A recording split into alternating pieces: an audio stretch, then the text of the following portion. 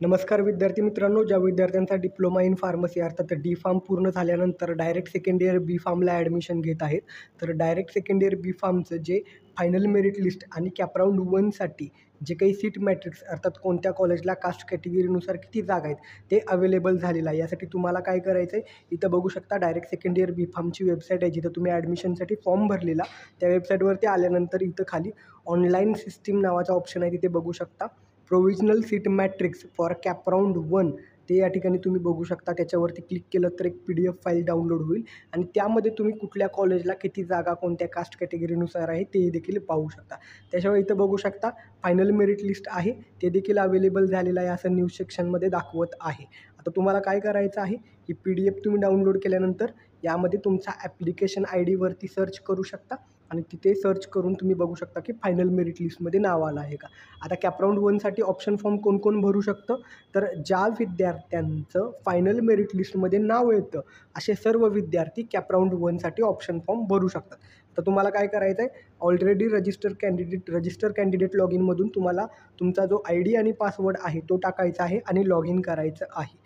आता log in केल्यानंतर तुम्हाला काय करायचं आहे, डॅशबोर्ड बाजूला हा जो एक डॅशबोर्ड आहे, त्या डॅशबोर्डवरती तुम्हाला त्या ठिकाणी फायनल मेरिट लिस्ट स्टेटस पण पाहता येईल. त्याशिवाय तुम्हाला त्या ठिकाणी जे काही ऑप्शन फॉर्म भरायचा असतो त्यासाठी देखील ऑप्शन अवेलेबल झालेला असेल.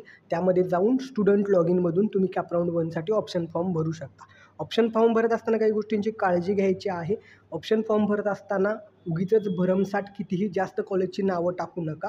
असेच मोजके 15 ते 20 किंवा 25 असे कॉलेज टाका की ज्या कॉलेजबाबत तुम्हाला माहिती आहे, कॉलेजची इन्फॉर्मेशन आहे, कॉलेज बऱ्यापैकी जुनं वेल नोन असावं आणि पहिल्या क्रमांकाला जे कॉलेज टाकताय ते असंच टाका की जिथं तुम्हाला काहीही जरी झालं, वाईटातली वाईट परिस्थिती आली तरी देखील तुम्ही तिथं ॲडमिशन घेतलं पाहिजे. अशा पद्धतीनंच ते कॉलेजचं नाव टाकायचं आहे. पहिल्या क्रमांकाला सगळ्यात जास्त हवं आहे ते कॉलेज, ते नाही मिळालं तर दुसरं कोणतं हवं असं कॉलेज, असं उतरत्या क्रमानं कॉलेज टाकत चला. पहिल्या क्रमांकाला जे जास्त हवं आहे ते नाही मिळालं तर दुसरं, तिसरं, चौथं अशा पद्धतीनं प्रेफरन्स देऊन तुम्हाला कॉलेजचे ऑप्शन फॉर्म जो आहे तो भरायचा आहे. तर अशा पद्धतीने ही तुम्हाला प्रोसेस करायची आहे. तुमचा ॲप्लिकेशन ID आणि पासवर्ड आहे तो टाका, लॉग इन करा. लॉग इन केल्यानंतर तुम्हाला ऑप्शन फॉर्म भरता येईल. तर हे फक्त फायनल मेरिट लिस्ट आणि सीट मॅट्रिक्स आलेलं आहे त्याबाबतचं अपडेट होतं. लॉग इन करून पहा, डॅशबोर्डवरती ऑप्शन फॉर्म भरण्याचा पर्याय आला असेल तर ते भरा.